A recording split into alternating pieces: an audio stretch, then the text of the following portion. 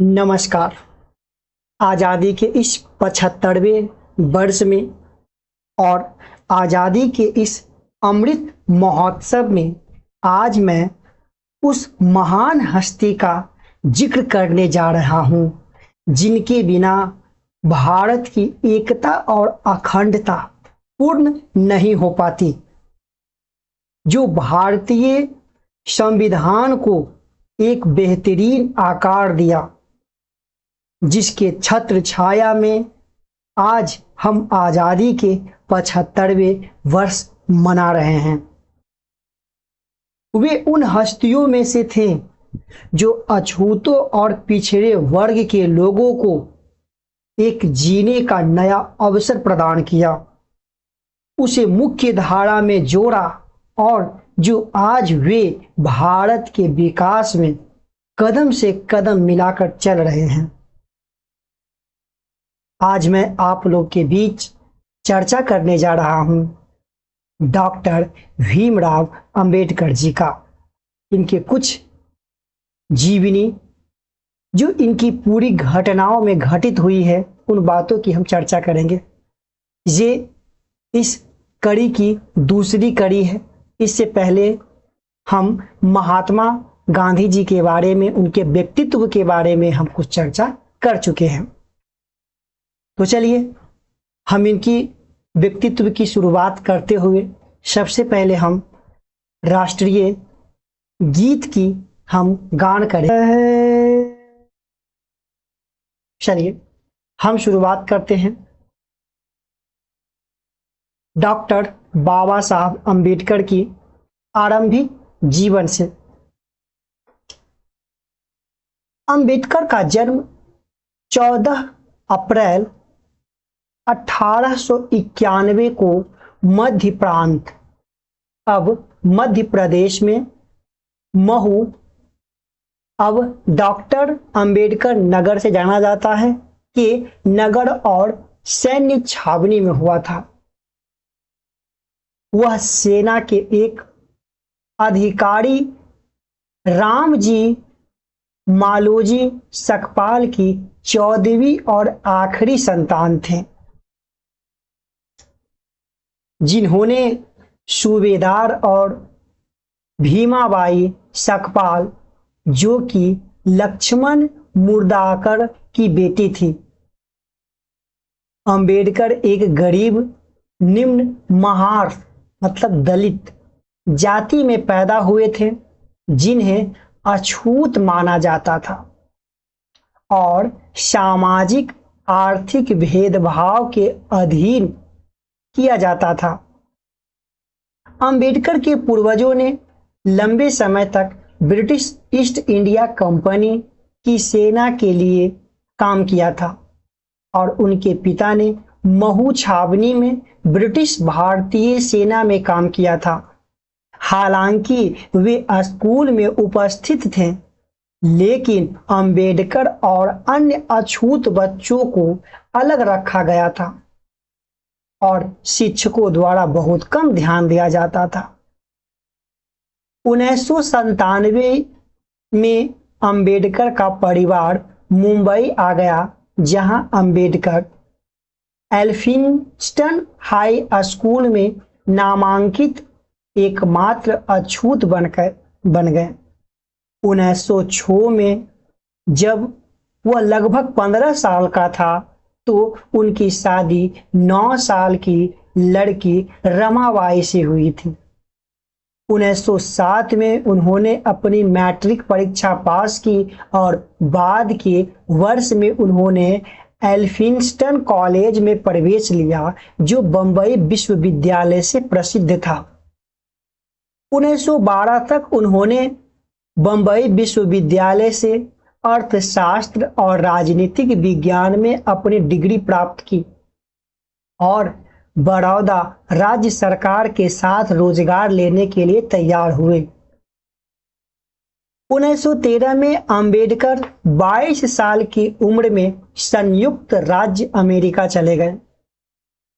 उन्हें बड़ौदा राज्य छात्रवृत्ति से सम्मानित किया गया, जिसे न्यूयॉर्क शहर में कोलंबिया विश्वविद्यालय में स्नातकोत्तर शिक्षा के लिए अवसर प्रदान करने के लिए डिजाइन किया गया था।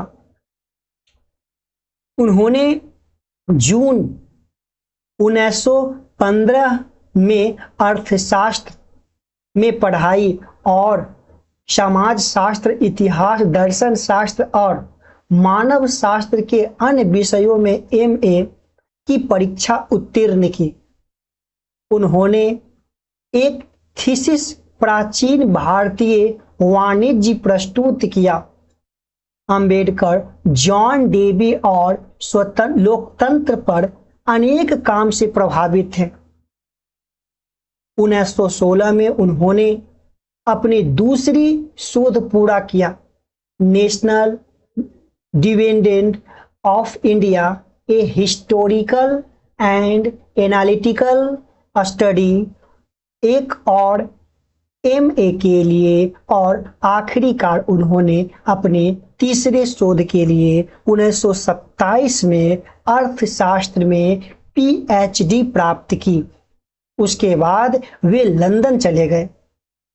9 मई को उन्होंने मानव विज्ञानी अलेक्जेंडर गोल्ड निवासी द्वारा आयोजित एक संगोष्ठी से पहले भारत में पेपर जातियों को उनकी पत्र उत्पत्ति और विकास को प्रस्तुत किया। अक्टूबर 1916 में उन्होंने ग्रे इन में बार कोर्स के लिए दाखिला लिया और उसी समय लंदन स्कूल ऑफ इकोनॉमिक्स में दाखिला लिया, जहां उन्होंने डॉक्टरेट थीसिस पर काम करना शुरू किया। उन्हें 4 साल के भीतर अपनी थीसिस जमा करने के लिए लंदन लौटने की अनुमति मिल गई। उन्होंने पहले अवसर पर वापसी की और 1921 में मास्टर डिग्री पूरा की। 1922 में उन्हें ग्रे की इन द्वारा बार में बुलाया गया और 1923 में उन्होंने रुपये की समस्या, रुपये की उत्पत्ति और इसका समाधान शीर्षक से अपनी थीसिस प्रस्तुत की। उन्होंने उसी वर्ष अर्थशास्त्र में डीएसपी पूरा की। उनके तीसरे और चौथे डॉक्टरेट की मान्यता प्रदान किया गया। 1918 में वे मुंबई में Sydenham college of commerce and economics में राजनीतिक अर्थव्यवस्था के प्रोफेसर बने। हालांकि वह छात्रों के साथ सफल रहे। अन्य प्रोफेसरों ने उनके साथ पीने के पानी के जग को साझा करने से आपत्ति जताई। 1920 में उन्होंने कोल्हापुर के साहू की मदद में मुंबई से साप्ताहिक मूक नायक, जिसे मूक नेता, का प्रकाशन शुरू किया। बॉम्बे उच्च न्यायालय में कानून का अभ्यास करते हुए उन्होंने अछूतों की शिक्षा को बढ़ावा देने और उनकी उत्थान करने का प्रयास किया। दलित अधिकारों की रक्षा के लिए उन्होंने 5 कालखंड शुरू किए। मूक नायक, जिसे मूक 1920 के नेता, वहिष्ठ भारत, ऑस्ट्रिकाइड इंडिया 1924, समता यानी समानता 1928, जनता द पीपुल 1930 और प्रबुद्ध भारत 1956। 25 दिसंबर 1927 को उन्होंने मनुस्मृति की प्रतियां जलाने के लिए हजारों अनुयायियों का नेतृत्व किया। इस प्रकाश प्रतिवर्ष 25 दिसंबर को अंबेडकरवादी और दलितों द्वारा मनुस्मृति दहन दिवस के रूप में मनाया जाता है। 1932 में ब्रिटिश ने सांप्रदायिक पुरस्कार में वंचित वर्गों के लिए एक अलग निर्वाचन मंडल के गठन की घोषणा की। गांधी ने अछूतों के लिए एक अलग निर्वाचन मंडल का जमकर विरोध किया। उन्होंने कहा कि उन्हें डर है कि इस तरह की व्यवस्था हिंदू समुदाय को विभाजित कर देगी। गांधी ने पूना की यरवदा सेंट्रल जेल में कैद रहते हुए उपवास का विरोध किया। उपवास के बाद कांग्रेस के राजनेताओं और कार्यकर्ताओं जैसे मदन मोहन मालवीय, बलवंत बालू ने यरवदा में अंबेडकर और उनके समर्थकों के साथ संयुक्त बैठक की। 25 सितंबर 1932 को अंबेडकर हिंदुओं के बीच दबे हुए वर्गों की ओर से और मदन मोहन मालवीय अन्य हिंदुओं की ओर से के बीच पूना पैक्ट के रूप में जाने वाले समझौते पर हस्ताक्षर किए। समझौते ने सामान्य निर्वाचन मंडल के भीतर अनंतिम विधानसभाओं में दबे हुए वर्गों के लिए आरक्षित सीटें दी।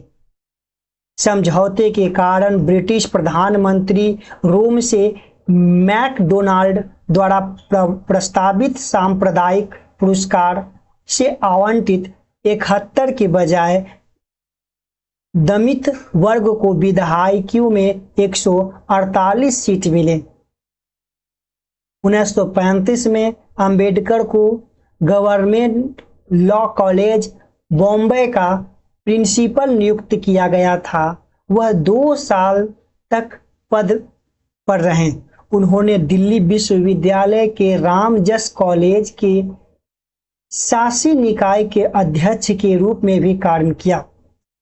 अंबेडकर ने एक घर के निर्माण की देखरेख की और 50,000 से अधिक पुस्तकों के साथ अपनी निजी पुस्तकालय का स्टॉक किया। उसी वर्ष लंबी बीमारी के बाद उनकी पत्नी रमाबाई का निधन हो गया। 1936 में अंबेडकर ने स्वतंत्र लेबर पार्टी की स्थापना की, जिसने 1937 के बंबई चुनाव में 13 आरक्षित और सामान्य सीटों के लिए केंद्रित विधानसभा का चुनाव लड़ा और क्रमशः 11 और 3 सीटें हासिल किए। अंबेडकर को बॉम्बे विधायक सभा के लिए एक विधायक के रूप में चुना गया था। अंबेडकर ने 15 मई 1936 को अपनी पुस्तक एनिहिलेशन ऑफ कास्ट प्रकाशित की। अंबेडकर ने पाकिस्तान पर 400 पृष्ठों का एक लेख लिखा जिसका शीर्षक था पाकिस्तान, जिसने अपने सभी पहलुओं में पाकिस्तान की अवधारणा का विश्लेषण किया। अपने काम में शूद्र कौन थे? अंबेडकर ने अछूतों के गठन की व्याख्या करने की कोशिश की। अंबेडकर 2 बार भारतीय संसद के ऊपरी सदन राज्यसभा में बॉम्बे राज्य की प्रतिनिधित्व करने वाले भारत की संसद के सदस्य बने। राज्यसभा सदस्य के रूप में उनका पहला कार्यक्रम 3 अप्रैल 1952 और 2 अप्रैल 1956 के बीच था और उनका दूसरा कार्यकाल 3 अगस्त 1956 से 2 अप्रैल 1962 तक होना था, लेकिन कार्यकाल समाप्त होने से पहले 6 दिसंबर 1956 की उनकी मृत्यु हो गई। 15 अगस्त 1947 को भारत की आजादी के बाद नई कांग्रेस के नेतृत्व वाली सरकार ने अंबेडकर को देश के पहले कानून और न्याय मंत्री के रूप में सेवा करने के लिए आमंत्रित किया, जिसे उन्होंने स्वीकार कर लिया। 29 अगस्त को उन्हें संविधान मसौदा समिति का अध्यक्ष नियुक्त किया गया और भारत की नई संविधान लिखने के लिए संविधान सभा द्वारा नियुक्त किया गया। अंबेडकर द्वारा तैयार पाठ ने व्यक्तिगत नागरिकों के लिए नागरिक स्वतंत्रता की एक विस्तृत श्रृंखला के लिए संवैधानिक गारंटी और सुरक्षा प्रदान की, जिसमें धर्म की स्वतंत्रता, अस्पृश्यता का उन्मूलन और भेदभाव के सभी रूपों की रूपरेखा शामिल है। अंबेडकर ने महिलाओं के लिए व्यापक आर्थिक और सामाजिक अधिकारों के लिए तर्क दिया और अनुसूचित जातियों और अनुसूचित जनजातियों और अन्य पिछड़े वर्ग के सदस्यों के लिए सिविल सेवाओं, स्कूलों और कॉलेजों में नौकरियों के आरक्षण की एक प्रणाली शुरू करने के लिए विधानसभा का समर्थन हासिल किया, जो सकारात्मक कार्रवाई के लिए एक प्रणाली थी। संविधान द्वारा 26 नवंबर 1949 को संविधान को अपनाया गया था। अंबेडकर ने भारत के संविधान के अनुच्छेद 370 का विरोध किया, जिसने जम्मू और कश्मीर राज्य को एक विशेष दर्जा दिया और जिसे उनके इच्छा के विरुद्ध शामिल किया गया था।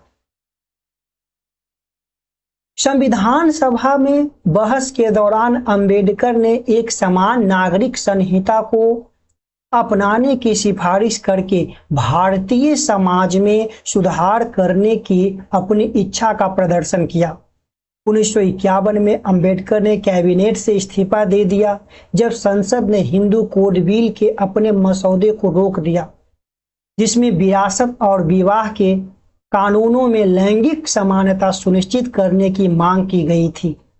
अंबेडकर के स्वतंत्र रूप से 1952 में संसद के निचले सदन लोकसभा में चुनाव लड़ा, लेकिन बंबई निर्वाचन क्षेत्र में हार गए।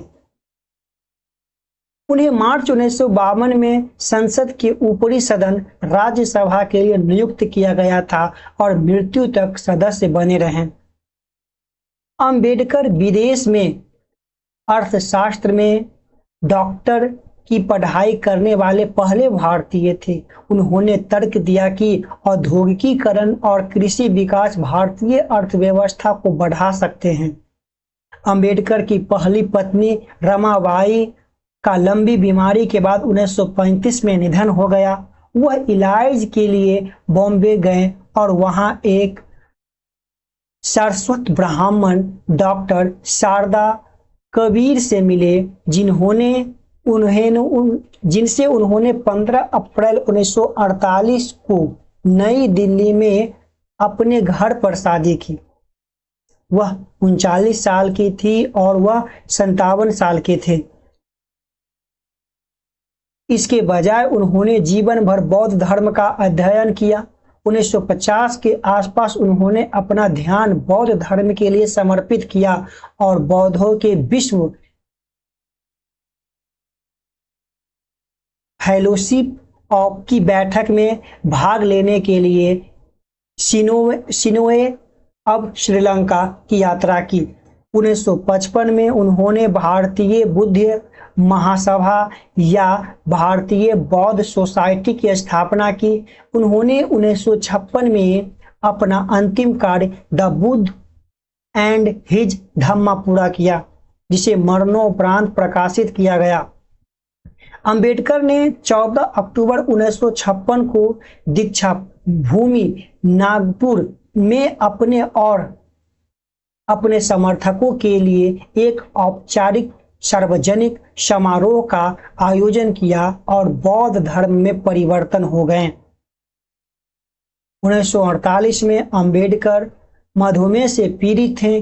दवा के दुष्प्रभावों और खराब दृष्टि के कारण जून 1954 में उनका निधन हो गया। 1955 के दौरान 1954 में जो है वे गंभीर रूप से बीमार हो गए। 1955 के दौरान उनकी तबीयत खराब हो गई। अपनी अंतिम पांडुलिपि द बुद्ध एंड धम्म को पूरे करने के लिए 3 दिन बाद 6 दिसंबर 1956 को दिल्ली में अपने घर में अंबेडकर की नींद में मृत्यु हो गई। 7 दिसंबर को दादर चौपाटी समुद्र तट चैत्य भूमि में बौद्ध दाह संस्कार का आयोजन किया गया था, जिसमें आधा मिलियन दुखी लोग शामिल हुए थे। तो ये थी आज की अमृत महोत्सव पर आधारित दूसरी कड़ी। अगले कड़ी में हम फिर मिलेंगे किसी महान हस्ती के साथ। तब तक दीजिए इजाजत। यदि आप मेरे चैनल पर नए होते हैं तो चैनल को सब्सक्राइब कीजिए और अपने दोस्तों के साथ शेयर जरूर कीजिए। जय हिंद।